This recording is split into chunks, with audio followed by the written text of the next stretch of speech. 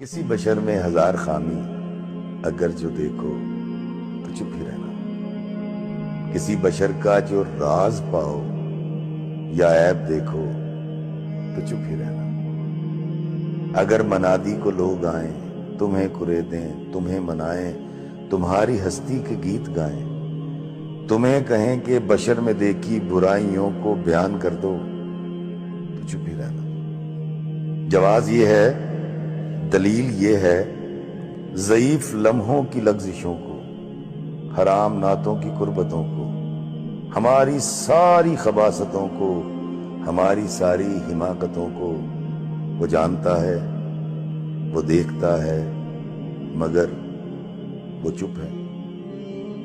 अगर वो चुप है तो मेरी मानो वो कह रहा है